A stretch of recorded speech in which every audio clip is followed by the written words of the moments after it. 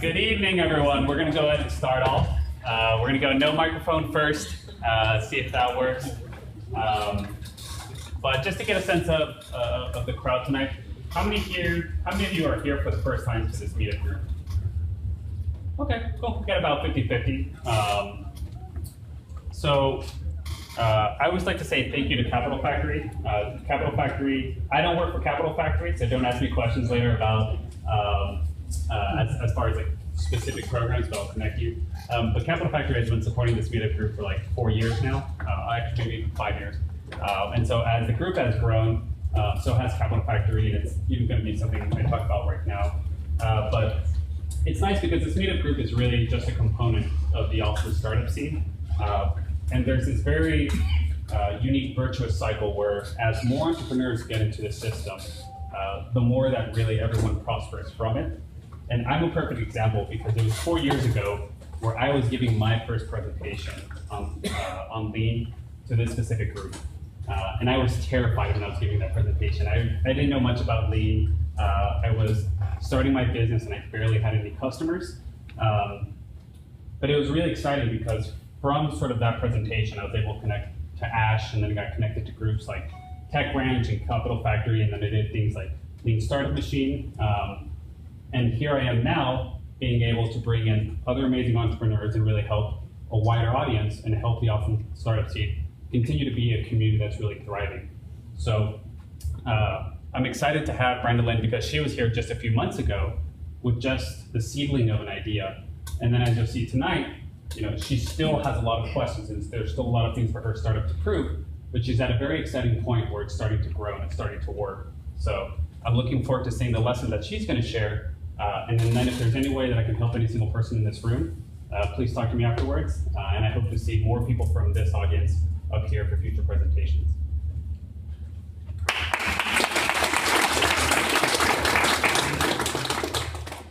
So good evening, everybody, and thank you for coming to this presentation. My name is Brandolyn Green, and I am the founder of Voice of Hair. Can you hear me okay, or should I grab the mic?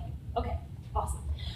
So I just want to spend some time today to tell you about the journey that I've taken up until this point. I want to share some resources that I think could be helpful, especially if you're in the early stages with your startup, as well as just share some tips that I've learned on how to grow your social media following. But before I get into that, I just want to set the framework for this discussion with this proverb, which is a proverb that I really think helps lay out my presentation. And it says, if you want to go fast, you go alone. But if you want to go far, go together. And so that really applies to this presentation because I've learned that when you have an idea, sometimes you're so excited about it and you just want to get going on it and you feel like you need to do everything on your own. But there are a lot of free resources that you can leverage so that you can go farther. And that's exactly what I've learned since coming here to Austin, is these resources that I'm going to share with you have really helped bring me from just an idea to I would say a further along company, because I'm not a real full-fledged company, but I'm on my way. So I'm just want to tell you about what I'm going to discuss with you this evening. I'll just share a little bit about my background and then a timeline of how I got from the idea to where I am now, some resources that I think will be helpful, social media tips, as well as a roadmap for where my business is going in case you're interested, and then we can open it up to questions. So I hope that I think that maybe some of you have come because you're excited about social media. And one of the things about Voice of Hair is that we are really excited because we have 63,000 followers on Instagram. And that has happened in just the last 9 months. And in fact, just last week, we got another 5,000. So we have a really engaged group of followers. And it's not unusual that somebody at my point stage in this company could acquire that many followers. You can do it too, and I'm going to tell you how. But the important thing to know about Voice of Hair is we are an online platform, and we help connect women of color to hairstylists and the best hairstyles. So just here's a snapshot of some of the pictures that I post on social media. So a further look at my Instagram account. I post pictures primarily for women of color, but mostly those are African American women, because we have really textured hair. And when your hair is very kinky, curly, or coily, sometimes it's difficult for stylists or a person to know how to manage on their own. So this idea for Voice of Hair was to help these women find the best stylist or find tips on how they can wear their hair. And as you can see, I get good engagement from our social media with these images. So, natural hairstyles with braids or hair color or even short hairstyles. People really find that valuable. But the bigger thing that I want you to understand is that there's a huge market opportunity here. So women of color, and specifically African American women, spend a ton of money on their hair. On salon services, they spent $9.7 billion last year. And that's because on average, we spend about $75 on a haircut. And that's as often as twice in a month, a haircut or hairstyle. So our hair is extremely important to us. We spend 9 times more on hair products than any other demographic. So the bigger issue is that the salon industry hasn't really capitalized on the niche needs of this group. And so that's what I'm trying to do with Voice of Hair. So I don't want to spend too much time talking about the business. I can get to that later. If you have questions, I'm happy to address it. I really do want to focus this discussion on the resources that I think can be helpful for you. But it's important for me to share a little bit about my background. So I have lived in 8 states. No, I've lived in 5 states, 2 countries in the last 8 years. So I've moved around a lot. And I'm originally from Detroit. And in Detroit, you don't have a problem finding a hairstylist because there are so many talented stylists in that area. But as I graduated college, I went to the University of Michigan. And when I got out of college, I had the most difficult time when I moved to Milwaukee, Wisconsin. I just couldn't find somebody who I could trust. I had so many bad experiences. And so I moved from Milwaukee to Bloomington, Indiana, where I got my MBA, and moved to Chicago after graduating. I had difficult times finding somebody to do my hair in all these places. I also lived in Sweden for a bit, and that was a huge challenge, especially as a Black woman in Sweden. Couldn't find anybody to do my hair there. So you can see that Voice of Hair really wasn't something I ever planned to work on. It really was born out of the frustration of finding somebody that I could trust to do my hair. So at any point in time, if you have questions, feel free to stop me. I do want this to be interactive. I don't want to present to you for this entire time, but I'll just share a little bit about my journey of how this idea came about. And like I said, ask me any questions. So I had this idea back in 2010 when I was working in Milwaukee. I was on the phone with my mom, and I was tired of driving home from Milwaukee to Detroit, which is about a 6-hour drive. I used to do that every other month to get my hair done because I couldn't find anybody that I really trusted to do my hair. And my mom was like, you should make something where you can find somebody online. And I was like, oh, that's an awesome idea. And I started researching. I didn't find exactly what I was looking for, but that's when I originally had the idea. But at the time, I was actually working at GE Healthcare, so I had a job, and I just didn't have time to work on this idea that I had come up with. So I got the itch a little while later to go back to business school because I really always wanted to be an entrepreneur, but I was afraid of going that route initially. So while I was studying at Indiana, I studied brand management, and when I graduated, I started working for Conagra Foods, which is they make a lot of Healthy Choice or Hunt's tomatoes. They make a lot of consumer food products. And when I was there, I thought it was going to be what I was looking for, kind of marketing, but also owning your own business at the same time. And it really wasn't. I hated it. I was completely unhappy. And at this time also, my husband was living in Austin and I was in Chicago. So it was just a difficult time, and I hadn't thought much about this idea until one day I was so frustrated at work I wanted to quit. And then I started looking at I started looking at things online to see how I could get involved in the startup community because this idea just kept coming back to my mind. And so I went to Startup Weekend in Chicago. It's actually a global organization, and this is one of the resources that I'll talk a little bit about later, but it's where you build a business in a weekend. And I thought, this is what I'm gonna do on the side while I'm at this job that I hate. But at Startup Weekend, they didn't pick my idea to work on, but I did find 2 people who would help me develop this Voice of Hair. So I found a developer and a designer.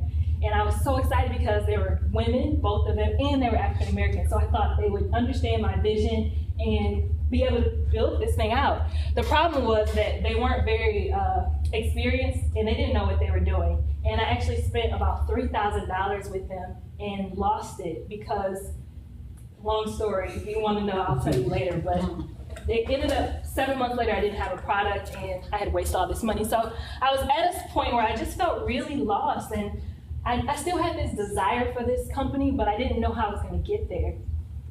So I'm going to fast forward to the second part of the journey, which is later on that year in 2014, I decided to just leave my job and come to Austin, join my husband, and I had this idea. So I thought, Austin is just this awesome community. There was just this energy around it, and everywhere we went, like in the coffee shops, I would bump into other entrepreneurs, and I just felt like I should play my hand in entrepreneurship. So I did for a little while, and I found Meetup. And I know this is something that we all take for granted, but I had never known so many of these resources existed until I went on meetup.com, and I got plugged into some meetup groups that I'll get into a little bit later. But at these meetups, I met some great friends. I met Kristen and Anthony, and they've been great mentors to me, as well as other people who've kind of given me advice along the way.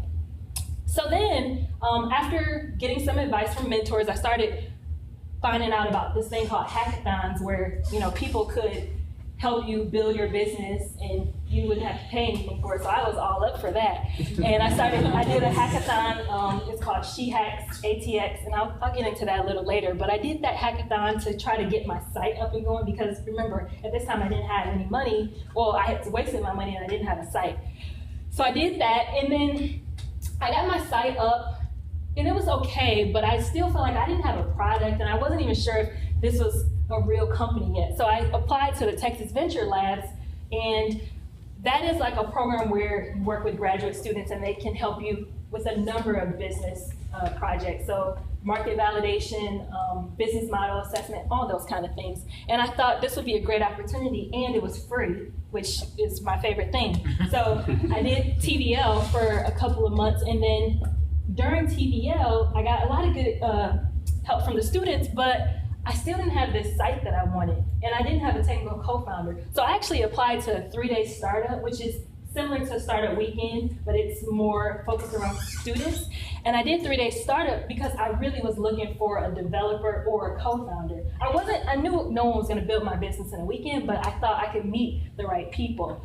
So doing 3-day startup was actually an awesome experience because I met somebody who joined my team at 3-day startup, and he's actually an MBA student at Macombs, and now he has taken me on. So I'm going to be participating in what's called an MBA Plus project, where some MBA students are going to work on my business on another project for me for free. So this has been an awesome experience, and I want to talk to you about some of these resources in a little bit more detail so that you can leverage them as well. So I did kind of brush through this quickly, but I'm going to go into detail a little bit more. So I think about resources in these 3 different buckets, at least from how I've been able to leverage them. First being from resources that I use for networking, resources for mentorship, and then resources where you can get some one-on-one help if needed. So the first, with networking, of course, South by Southwest, we all know how important that is, and just the fact that it's in our own backyard is an awesome community. I met a guy who introduced me to a developer by going to a free event at South by. So those kind of opportunities are awesome, as well as same with Startup Weekend. I'm pretty sure if you're not familiar, Startup Weekend is I think it's in October, and there are a lot of events and free things going on. So I try to get involved and go because I really need to meet people. Since I'm not from here, I don't know the community. So I would, advise the same if that's something you're looking for. The other thing is the Austin Co-Founders Meetup. I haven't been to that many of those meetings, but the few meetings I've been to, I've met other co-founder or other entrepreneurs who could potentially connect me to co-founders. So that could be helpful for you if you're looking for a co-founder. The second one that I think is underutilized is the First Licks Mentor Program. So it's really a mentor program where you apply, and I think they take like 10 maybe 6 to 10 people every month, and you sit down and you do speed networking with a mentor. So you get to sit across from people and ask them questions for 10 minutes, and then at the end of that, if you have a good connection, you stay in contact. And actually that's how I met one of my mentors, Carl, who's here in the audience, and he's been awesome. And had I not gone to the First Look Mentor program, I would not have somebody who could give me advice, who's already been through growing and building a business. So remember, don't do things on your own. That's what all these resources are for, so that you can go further. And then the last resource that I've used is Women Who Code and the WordPress meetup. So because I'm not technical and I don't know how to code, I learned how to basically build my site in WordPress and learn how to build use the right theme by going to the WordPress meetups. And in fact, I met some people who were so helpful when I told them my story that they actually did a lot of work for me for free and probably saved me a couple $1,000s. So I would advise, if you're like me, then that could be a great resource. And then Women Who Code, if you're a woman looking to, get help as well with your site. I've met people who've also helped me that way. When you did the Women Who Code, so obviously it's not just them looking for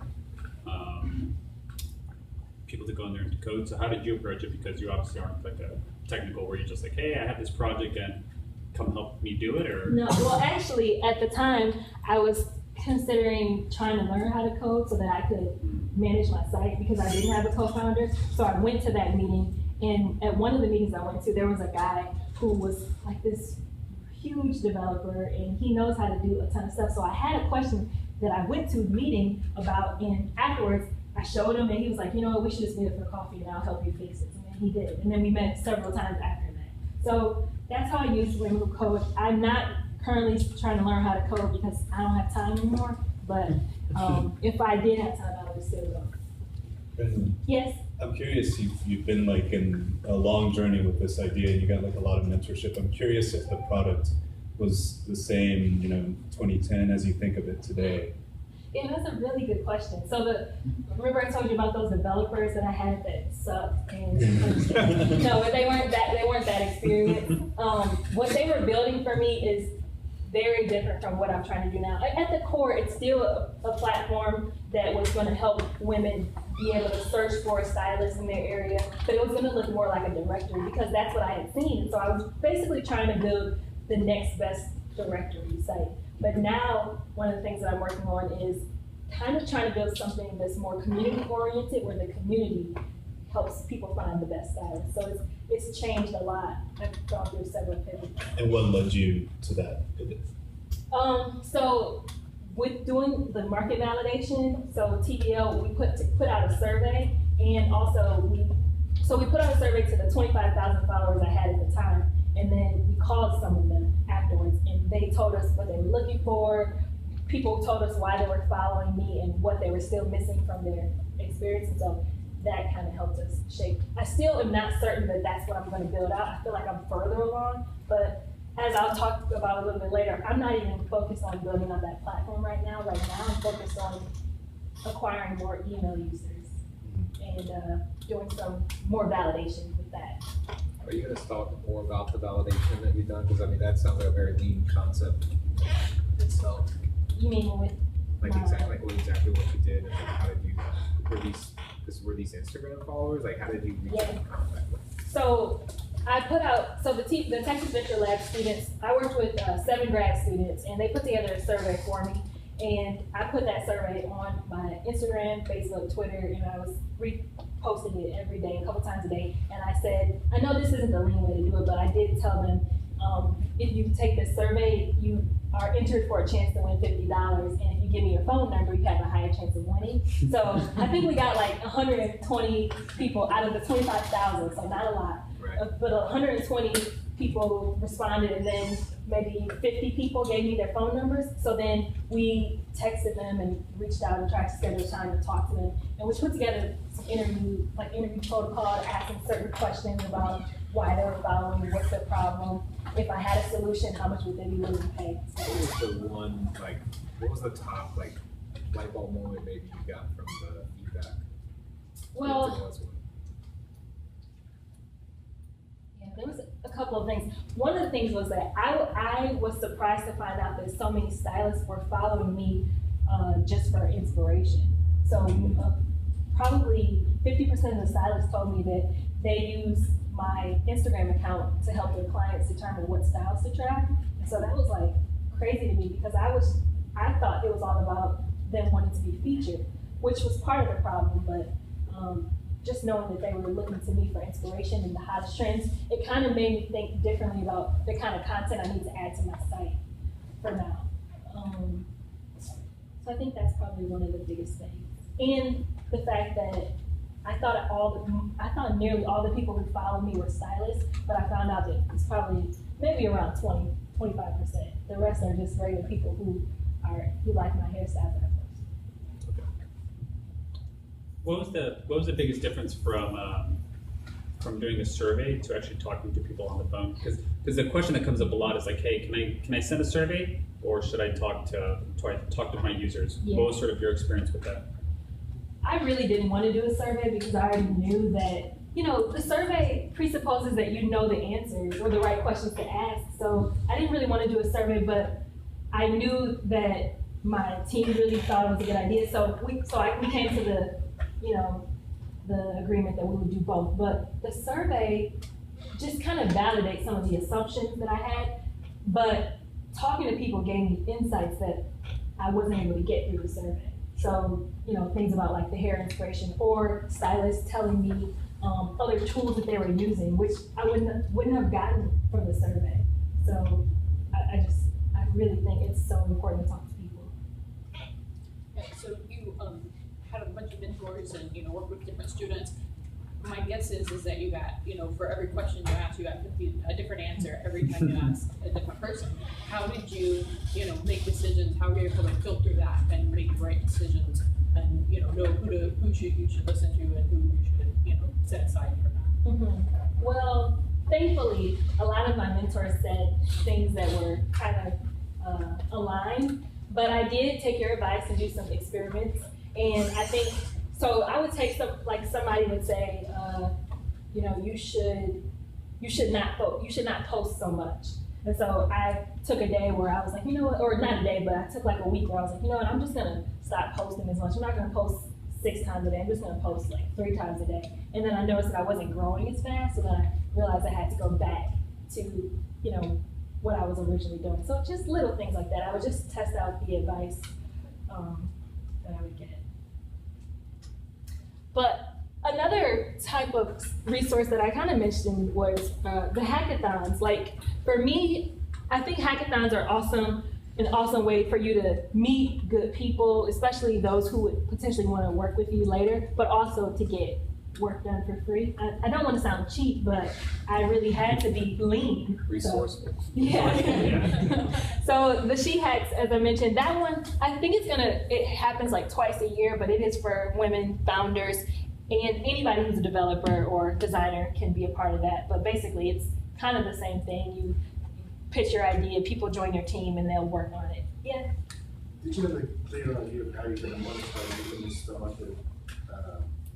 Do you have a clear idea of how Yeah. you want to? So at first, I was going back and forth with, okay, well, do I just charge these women who I call hair enthusiasts?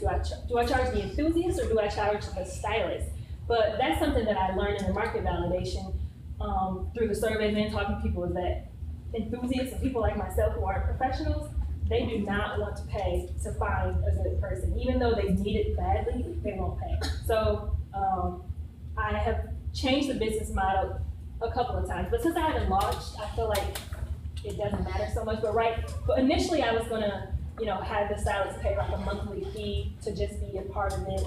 Now I'm sort of testing out some other ideas where the stylist can pay a fee to be a part of the platform, but also get access to the social media sharing that they really are interested in. So the short answer is I don't know yet what the right monetization strategy is, but that's part of the next step of experiments that I have to take. Yes? So with this idea starting from kind of your pain point as someone looking for a hairstylist, do you think there's an opportunity on that end for that people would subscribe as users to find stylists in their area? Yeah, so that's part of what I'm planning to, my next step. But I'm not going to charge them because I think that talking to people, there's so many free resources such as Yelp, or there's actually another site, a competitor site called styleseat.com. Some people use that. They also use social media a lot. And so to get them to want to pay, they don't see a benefit in it. But the stylists realize that they need to get more customers in their chairs, so they're more open to paying. But yeah, that's definitely what the next step is. Like, I plan to add a section like that on my website to let people know to sign up. Because currently I get a lot of emails and people sending me direct messages saying, hey, can you find me somebody in Dallas? And so I do that, you know, based on the people that I featured, but I need to automate that process. So anyway, kind of went over these before. 3DS, Startup Weekend. The only difference between 3DS and Startup Weekend, in my opinion, is that Startup Weekend, you can't work on an idea that's already in formation, but 3DS, it can be an idea that's already formed. But as I mentioned, great places to find potential co-founders or developers. So now I'll just talk last about some of the UT resources that I leveraged, which I mentioned before, the Texas Venture Labs. Kind of went through that already, but I did want to point out that if you are interested in it for the fall semester, you should apply by June 8th, and that is the deadline. And I would really recommend that you would go to the office hours. So I believe they have office hours like on Tuesdays or Wednesdays and Thursdays every week leading up to the deadline. So if you're interested, it's a really good way to figure out if it would be a good resource for you, and also so that they can get to know you and increase the chances of you being accepted, because it is somewhat competitive. I think they take about 14 companies every semester, so if you're interested, that's a good opportunity. And then lastly, as I mentioned already, the MBA Plus project that I'm working with the students with, I know that you can also apply online. They have rolling admissions. So the MBA Plus project is a little different because these students don't get credit. So they're really just passionate about working for a startup or company. So if you have an idea or a company that you want some help with, you set the scope for it and then they'll do the work. So that's cool. Other things that I didn't leverage, but you may or may not have heard of, the Longhorn Startup class. That's similar to the Texas Venture Labs, but just for undergrads. So most of these students come in already with ideas that they want to work on, but some of the students don't have ideas. So if you want somebody to work on yours, you might want to just reach out to them and let them know you have a company that a student could work on.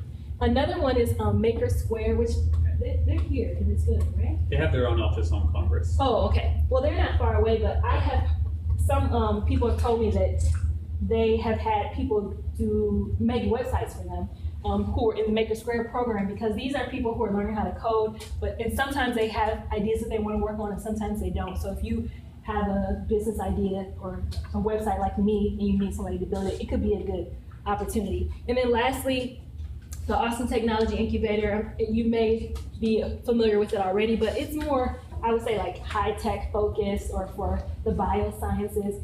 I don't know, I don't think you have to be a student, because you don't have to be a student, right? So it could be, it's another accelerator program, but the thing about it is being a part of ATI and TDL and those kind of things, you get really good backlinks to their site, and so backlinks are going to just help your site traffic. So that's one of the huge pluses. But also they have a great network of people that you could connect with, especially from an investment perspective if you're interested.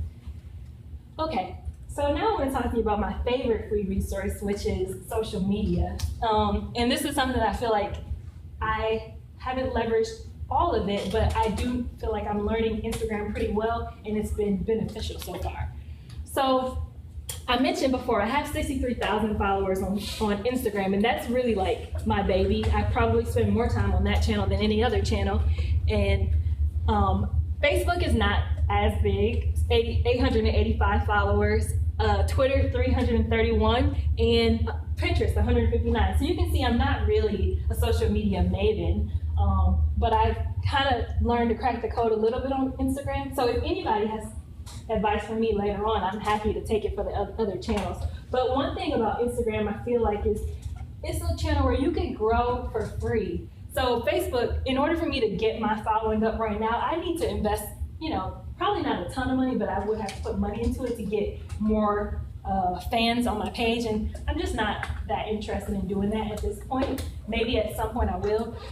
Same kind of goes for Twitter, but with Pinterest, I'm finding that it actually has really good click-through. I think it has the best click-through rates of any social media platform that's out right now. So I only started posting on Pinterest maybe 3 weeks ago or so, but I'm getting more involved in that because those are people who I think are my target as well.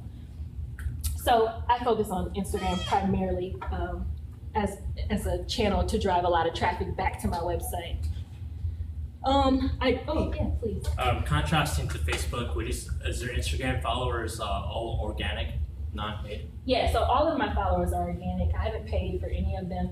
And I'm really proud about that because I think when you buy followers, especially, if you buy followers on Instagram, sometimes people can tell, like I can tell. The other thing about doing that is you're not gonna get as much engagement socially because those people, they don't really care about what you're posting. So I personally wouldn't recommend buying followers. And I'll show you in a minute how I didn't have many followers for a long time and then kind of took off. So I just advise against that.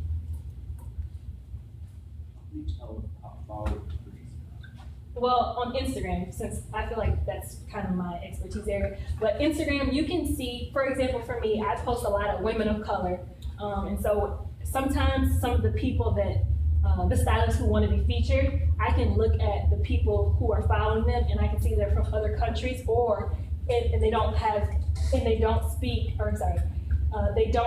any posts on their page. So like these people who are their followers are following 200 or 300 people, but then they posted nothing. And if that's the case for all of your followers, then they're likely fake. There are a lot of apps. I actually almost did that, but I'm glad I didn't. Just to sort of clarify, you're saying that people that are international and ask for posts, that's the data. No, I don't mean to say that at all. So don't get it confused. What I mean is there are some followers that I have who all of their followers are from other places and not from the areas that they live in. Like that's not typical if all your followers, if you are a Houston stylist and you're posting about Houston haircuts and using all these Houston hashtags, but you have followers that are all of their posts are in Arabic. Like those are probably not your organic followers. Do you understand what I mean? So I could be making an assumption, but I'm not an expert, okay? This is just my opinion. Does that work for you? Well, I mean, yeah.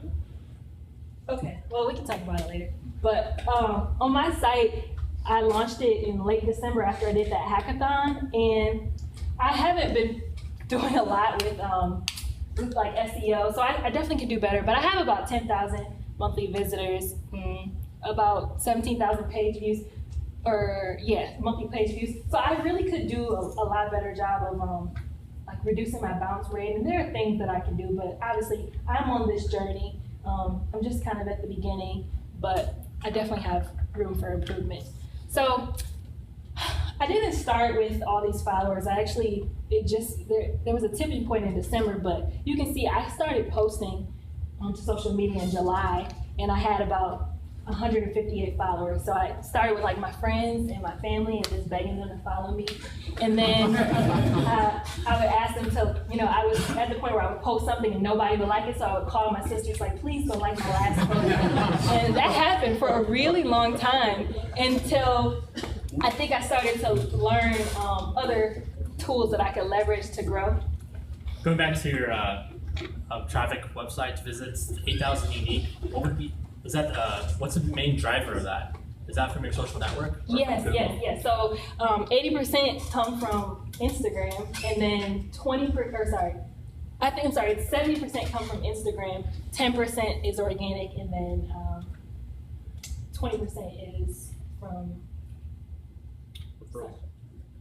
referral site. Yes. Do you know the age distribution of the people who are visiting your site? Yeah, mine is I would say I think it's about 75% are between 18 and 35, and then so it skews a lot younger. And I know that that's the case with my Instagram feed. feed as well, because I can see that most of them, a lot of them are like in high school or college or, you know, younger stylists, things like that, but it's primarily younger. So yeah, I was just showing that, you know, it's definitely possible. I mean, yes, the growth that I've seen has been in the last, I've grown in the last 9 months, but I reached a tipping point in December, and ever since then, it's kind of grown exponentially. So these are the 3 things that I think would be most helpful for you if you're looking to grow your Instagram feed or traffic. I think the #1 thing is to have captivating images followed by a consistent posting strategy, and then lastly, to do experimentation. So I'll go into this a little bit more. So for example, one of the biggest things that I think you can do is to have captivating images. And this is something that I think I learned around that November, December time frame. But it's really important to have great images for Instagram. I mean, it's a photo sharing platform. And if you're posting anything that's blurry or something that people can't read, or if they look at it really quickly and it doesn't grab their eye, then you're not posting the right stuff. So that's what I've learned. And you can see from these 2 pictures, you know, the one on the good picture, I mean, it's a fine picture. They're both purple bob haircuts, which are really on trend with my demographic, but I can't really see the color of her roots that well. But this other one, you know, it's an awesome picture because she's looking at me. It grabs your attention. And I do this test in my head, like when I find a picture that I like and I want to share out, I look at it real quickly and I'll think, well, does this grab my attention? And if it grabs my attention, then I try to post it. But also, some things that you want to also do is obviously try to use natural sunlight. Like if you're taking your own images, you may want to leverage that because it seems like those are just more attractive images. And then don't use too many filters. Oh, go ahead. Those are great images, but where do you get the content? Are you taking all of these? I mean, that's a good lot question. I know, so that's a really good question. So that's the difference probably between what I'm doing and what you may or may not be doing. I primarily repost photos of other hair enthusiasts and stylists. So I have people who send me pictures and ask me to repost it, and that's primarily the case. But then every now and then, I use the Explore tab of Instagram, and I'll just scroll, and if I see something I think is awesome, then I will repost it, and I always credit that person and tag them in the photo. And I have never had anybody tell me, please take my photo down. They usually say, thank you for sharing. Is this, do you credit this tactic that you use for the pictures for your chain growth in December? Or was it something else that happened in December that started growing your website really fast? That's I thought about that a lot. I think I started to get more focused around my posting strategy. So that's a good segue into the next slide, which is the second thing that you have to do is really be consistent. And so I think in the fall when I first started posting, I was just trying to figure it out. I was literally just starting to post with Instagram because I was looking for good stylists, and so I was like, well, I'm just gonna put a page together. So it was really kind of by happenstance. And I learned that if I post at a certain time every day, and if I also post a certain number every day, then I get more engagement. So I try to post 6 to 9 times a day, and I came in with that number by basically just doing some experiments and saying like, okay, well, what happens when I post only 3 times a day? So then I increased that to 6 times, and I was like, oh, I got twice as many followers when I post 6 times a day. So then I usually try to stay within that range. And the other thing that I'm going to get into in a minute is I do use analytics to tell me the best time to post and what content is probably better for me to post. So I'll show you that in a minute. But the last thing is I created a hashtag voice of hair, which now has 25,000 or so people or instances of that post. So now instead of me going out and looking for content to post, I just search the hashtag, and then if I see a picture I like, I typically repost it. And that's kind of part of the brand, my brand that I'm trying to establish, but I feel like you could do it for yours. Like if you know that you have food truck business and you want to create a hashtag, stay hungry, I would just use that on all of my photos, and then every time somebody clicks on that, it would be redirected to you and all the other people who use it. And the last thing is experiments. I talked a little bit about that, and that's how I came up with that 6 to 9 post strategy. But the other thing that I did, like something that I'm really excited about is, so one day I was looking through the Explore window and I found an image that I liked, and I noticed that it said Transformation Tuesday as one of the hashtags.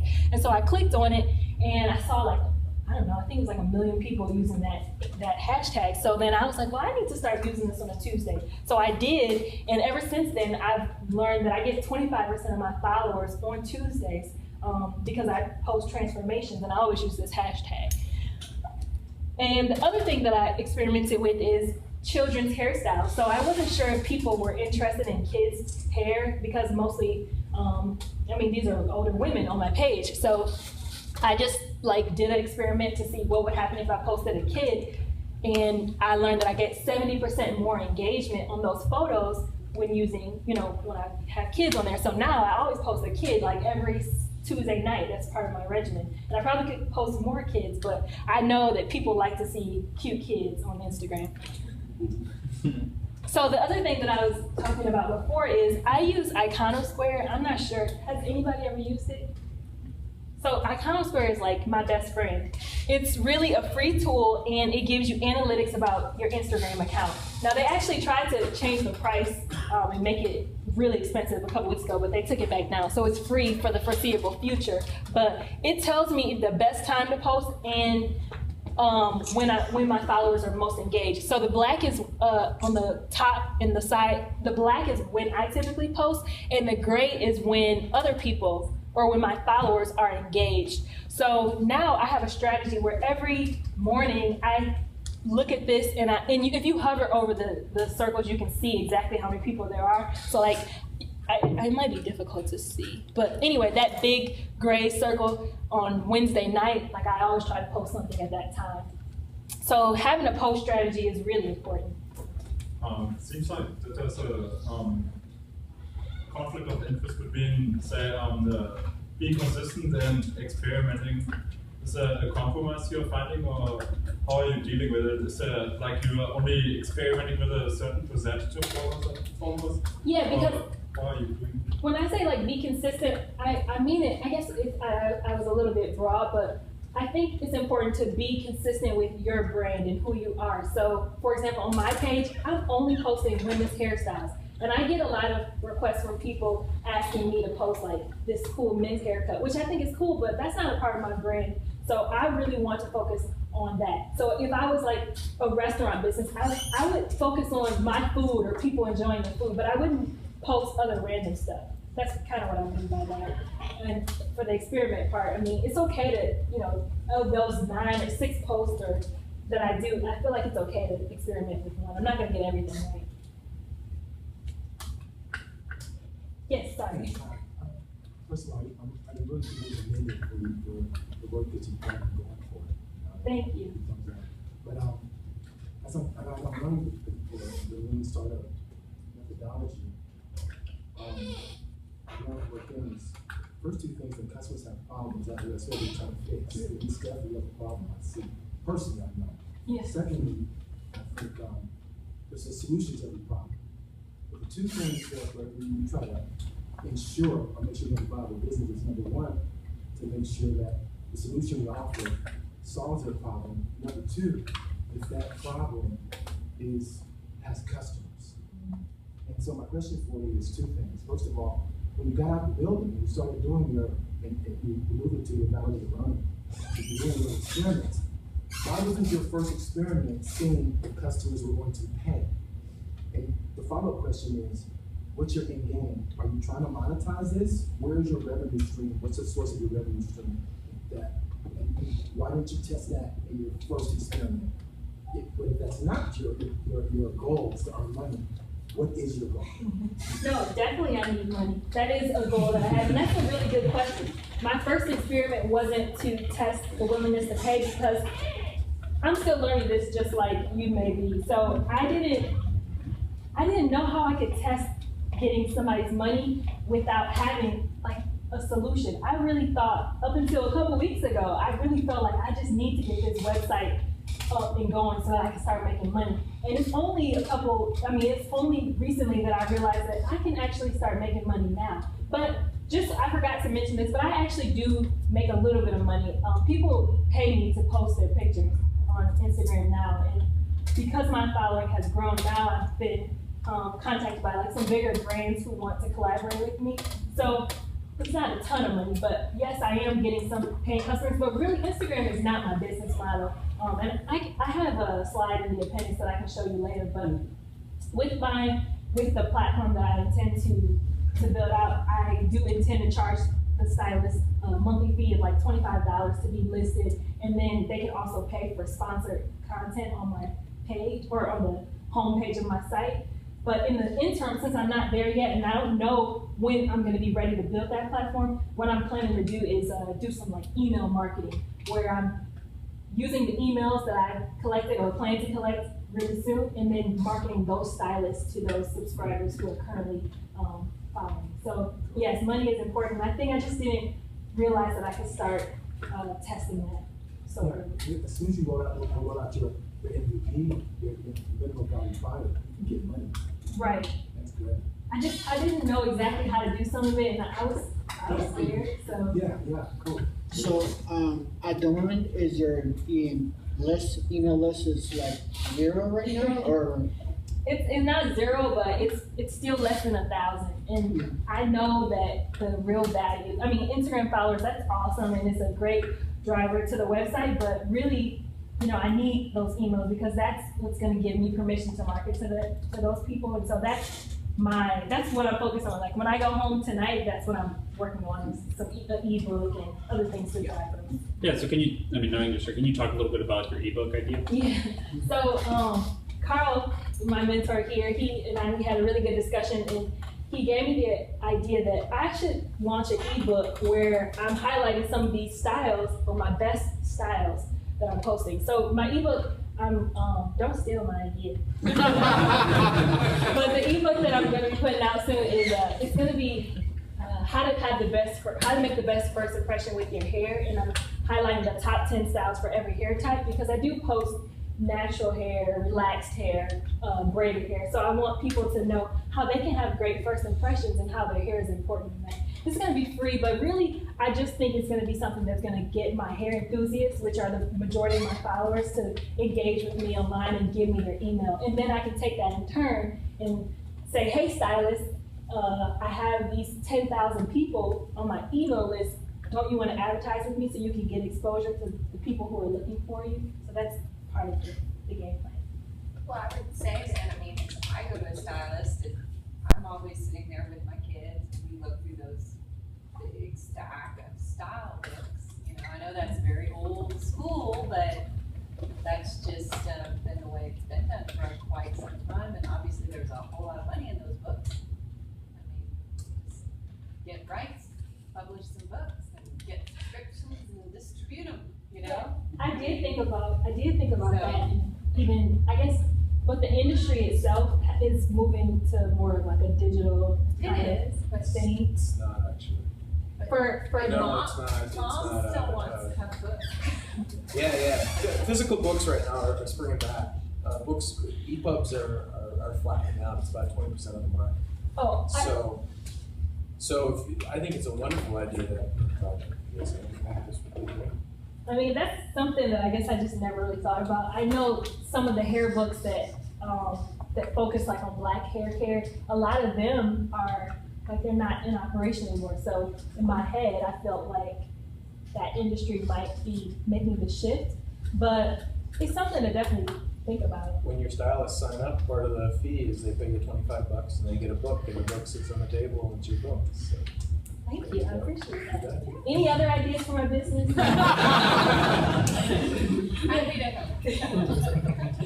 Please. I have a question about Instagram. Because I'm using Instagram too. I have a jewelry business, and it's in the fashion industry. Everyone's like going on Instagram, and it's like this big thing. But my question is, and what I've never been able to figure out with blogs, Instagram, Facebook, like any of the social media, is like, does it actually turn into profit? Because it's like great that you have. I know so many people have so many followers, but I've talked to them and they're not making money, and it's like, well, this is great for the exposure, it's almost like a PR campaign, but like, is there a direct correlation between having that many followers and like turning that into profit?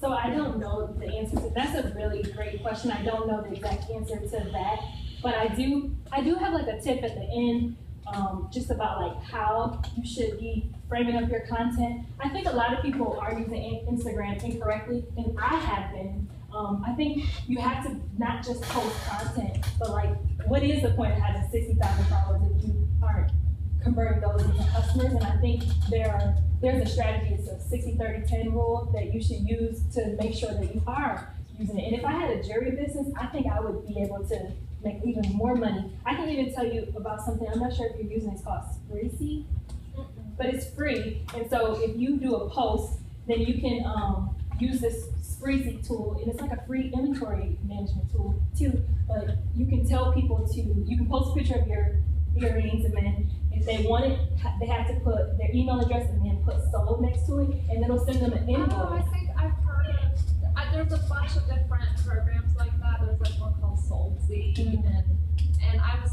I've kind of looked into those too, but it seems like they're all charging like these big commissions, and I don't know. Yeah, well, this one is free. I think Okay. it's newer, so it's free, at least for now, but it could be something to just experiment with, to take it further.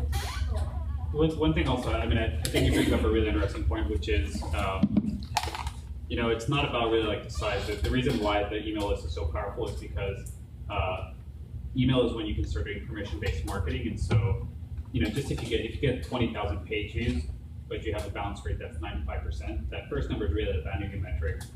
So a lot of marketers can show you that if you can get, it's not necessarily the quantity of people that you get, but if you can get people who are engaged in what you're talking about, that's when there's a lot of ways to monetize it. But you have to have people, you have to identify the right people, which is where you were talking about, you have a ton of followers, but your revenue model is on the stylist. So now you have to focus on really cultivating the relationship with the stylist and doing it in a format where you can communicate to them rather than just having them be viewing quickly. And also, once I realized that my revenue model was based on the stylist, then I started changing the way that I posted material. So I started to do these stylist features so that I could show, I was basically highlighting stylists so that I could show, so that other stylists will want to join my page because they see that stylists are being highlighted. So even though I have more of the enthusiasts following me, I pretty much post mostly stylists because I want them to want to follow me and eventually, advertising. The other thing I was just going to say is this tool, you can monitor your progress and you can see how many followers you've had, your growth, see how many you've gained in the last 7 days and how many you lost. Like I gained 5,300, but I lost 500 and I don't care as long as the number is positive. The other thing this tool really is helpful with is it tells you what's your most liked media. So for me, I know that, people really like hair color, they really love bob haircuts. And they like to see cute kids. So I try to focus my content around what I know my audience likes, but also not just the number of likes, but the number of comments. So on Instagram, when someone's commenting, primarily, in my case, they're tagging their friends saying like, look at this picture. And usually their friends will come and then join the page, and that's how it has been able to grow organically. So as long as I keep posting good stuff, I think that I can keep that number to grow. I can keep growing that number. And this is the last thing I was gonna say. So with social media, I think that something that I have not done a great job of, which I'm working on doing better, is you should follow the 30-60-10 rule, which is 30% of your content should be owned, 60% should be curated, and then 10% should be promotion. So like the owned content is, posting about your blog article that you just launched, or if you have a photo, like something with you in it, and then any video that you might be a part of or that you personally own, that's what you want to spend 30%. And the reason why it's only 30% is because people really don't want to hear about you. They want to know about other people too. So it's a way so that you're not selfish, but you're still keeping people engaged. So 30% should be owned, 60% is curated. So that's what I'm doing. I probably do too much of the curated, which is, you know, reposting other people's content. But when you repost their content, you make sure that you include your point of view, because that's why people are following you, because you have a different perspective. And then the 10% call to action, this is what I think people aren't doing well, which is, you know I don't do a great job of it, but I'm starting to. You know, 10% of your posts, tell them to sign up for your email list, or tell them to, you know, offer them a coupon code where they can get 20% off, or something like that. But you don't want to do too much of that, because people will feel spammed. And then I'll include the link for that when I share out the presentation. So, oh yeah, please. Was that industry or a demographic specific for social marketing, or no, general? No, this is something that I heard from someone who has like a restaurant business. But this article that I found on SlideShare, which was validated by something else I found, says that you can use it for anybody who's doing social marketing. I mean, it's a good ratio. So moving forward, you know, right now I do have this MVP, but as I mentioned before, I'm gonna focus on doing the email marketing and advertising and further validating before I invest more of my money in building out this, you know, expensive platform that I think people want. And then once I get enough traction on my platform, then I wanna move into a mobile strategy.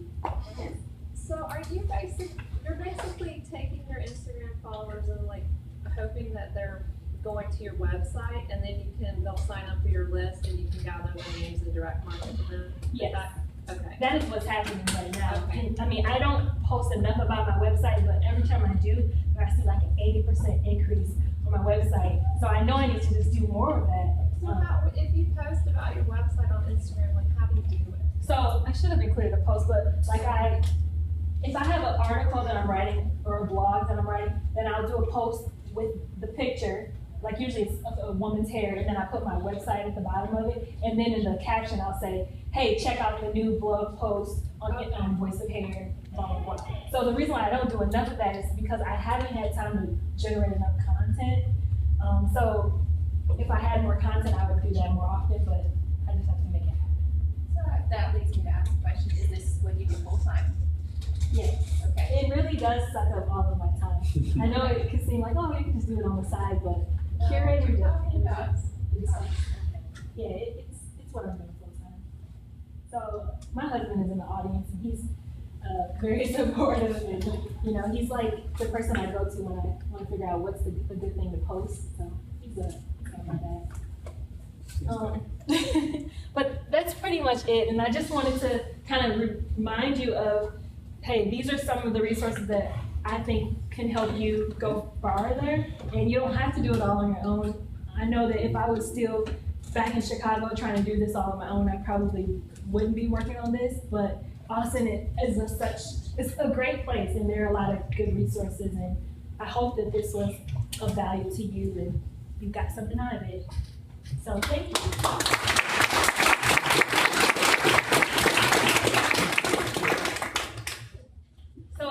Okay, any more questions? Just to help me understand the mind of the consumer a little bit more, I was kind of curious about why you didn't trust anybody in Milwaukee. Well, I actually did go to several stylists in Milwaukee. So my hair is not like relaxed. I don't have chemicals in it. I never had. And so I sometimes like to run my hair straight. And going to a stylist, I called around trying to find places. And I went to this lady and she said, yeah, I can get your hair straight and no chemicals, nothing. But when I walked out, my hair was like greasy, like a chicken, like a fried chicken. And so it was a bad experience. So that happened time and time again while I was in Milwaukee. And I just came to the conclusion that people in Milwaukee just don't know how to do hair. So I just drive back to Detroit and get my hair done. Were these people that focused on your kind of demographic? Yeah. So I wasn't going to, I actually did go to one stylist who, he was a Caucasian guy, but you know, he was confident that he could do my hair. He was able to get it straight the way I liked it, but he burned my scalp. And so I just had a, you know, after so many times of having a bad experience, you just become really guarded and you don't want to try anybody. Especially for, you know, women, like our hair is part of our identity a lot of times. what was that free resource you were mentioning earlier? And did you ever ask any of your followers what they pay for? Did you do like a survey say, what would you pay for? Can you say the first part of the question again? You were talking about this lady here in this thing that is free resource. Oh, it's called Spreezy. Spreezy, S-P-R-E-E-Z-Y, Spreezy.com. I just found out about it because someone else was using it, but I think it only works on Instagram right now, but it's a way for you to sell your videos. Did you do a survey and ask people to pay for anything? Oh, yes, absolutely. So that's another good point. So in the survey, the stylist that took the survey said that they would be willing to pay between $10 and $15 a month for the service. But when I did 3-day startup, we took a couple hours on a Saturday morning and went to several salons around town. And these stylists told us that they were currently spending between $50 and $100 a month, and they would be willing to spend about $50 a month for my service. So that's why I feel like, one, it's important to really talk to people, because if I had just been relying on the survey, I might not know what the price point is. But the second point of that is, I can't even trust any of that. Like, I don't know how much someone is going to pay me until I put a price out there and then they give me it. So I'm not, sticking to that number. Yes. When you did your survey and interviewed, your customers potentially, how well defined was your product that you were describing to them at that point? I didn't give them too much information. I did explain that this was a product that was going to help connect women to style. Like, it was very general, because we didn't want to guide the answer. We didn't want it to, what do you call it? What's the kind of question that? Yeah, we didn't want to ask a different question. So we just said, hey, do you have this problem of reaching more clients? Okay, how much would you pay for a solution that gave you access to or clients who are looking for you? And then they get us. As you were applying to the programs that you utilized, what do you think was a deciding factor in them choosing you to work with? Since you obviously got a team that decided to work with you at the Texas Venture Labs. The Texas Venture Labs. So yeah, what set you apart that said a team is going to work with you? Well, the thing is I went to the office hours, so they had maybe like office hours on Wednesdays and Thursdays every week for about 5 to 6 weeks. And so I went to all the office hours. Not every week. I only went to one a week, but still, that was more than most of the applicants went to. So they knew me a lot, and also they gave me advice on how to fix my application so that it would be more competitive. So I think them just seeing how passionate and committed I was, they could already tell how I would be with the students. From a customer perspective, are you currently doing or plan to do any type of reviews or ratings? Say, for example, somebody saw a stylist and they messed up their hair. How could somebody else take advantage of that? Or usually people are not just looking for a stylist close to them, they're looking for the best stylist based on other customers' feedback. Absolutely. So I have that. I know that that's one of the features that will be included with the platform that I built out, but I have not yet figured out how I can include that with this initial validation that I plan to do with the email advertising. So that's something that I have to figure out in the interim, but definitely I know both stylists and the enthusiasts told me that they have to have reviews.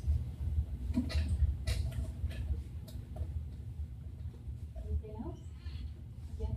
Did you look into and maybe come to any conclusions about like white labeling a hair care product that we've seen right now? I actually just had that idea maybe a little while ago, but I think it could be something great. And I think if I was selling a product, I would probably make good money right away. I just don't know how I can do all that right now. And I don't want to put so much stuff out there and lose focus on what I'm trying to do. So right now I know that stylists that have this problem that needs to be solved. I don't know, I haven't validated the market regarding a product, if there's another need for it, because there are a ton of natural hair products and stylist products out there. So I could put something out there, but I just don't know if I use it right now.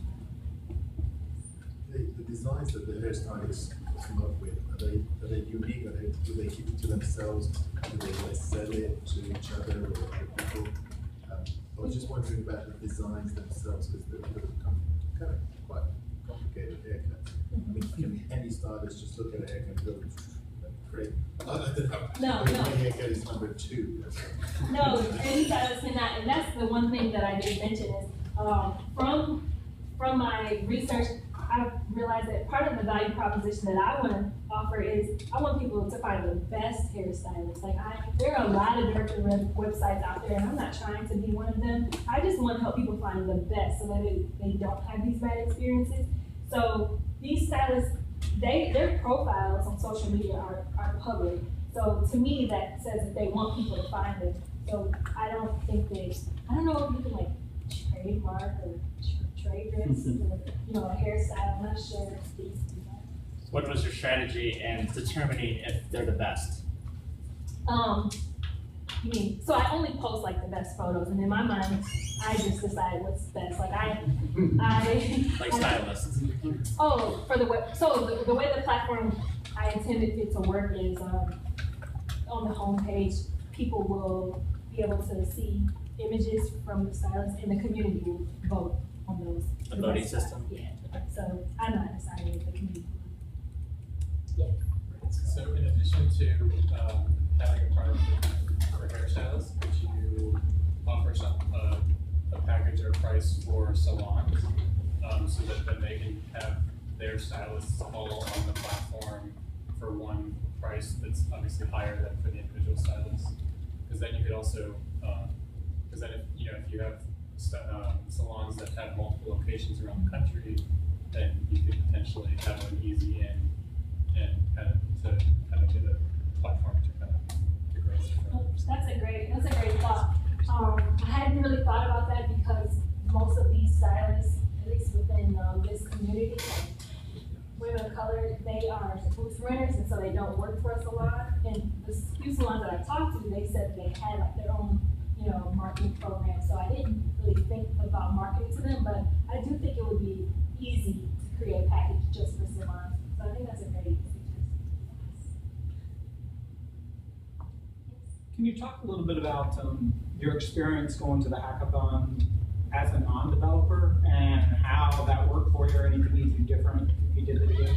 Yeah, I mean, I was nervous about that, but I think I haven't been to like the real techie hackathons, so I don't know what the ones are like where only developers go to it. So that's why I kind of gone to these where I knew there would be a mix of developers and, non-technical people, but it was great. I think those people, they just wanted to work on an idea, and once I kind of shared the story with them, they were excited about it. But obviously, this doesn't appeal to everybody, so everybody wasn't interested. But I thought it was just a good way to see like who's really committed to something. If you were to hire them, like how they would interact. Like one team, they completely dissolved. They couldn't get along. So that's just something that you wouldn't be able to know if you were just hiring somebody to email it or I don't know, just met somebody. Well, I don't know if there's any other questions. I don't want to hold you on. I really appreciate your time and engagement. And as I said, I hope this was helpful. And if you have any, suggestions or advice for me, I'm open. And also, if you know anyone who wants to do maybe a social media internship, let me know. I definitely could use the help. So thank you so much, and have a great evening.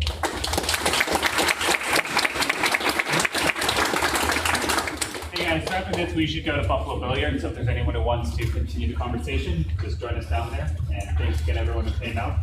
Have a good night.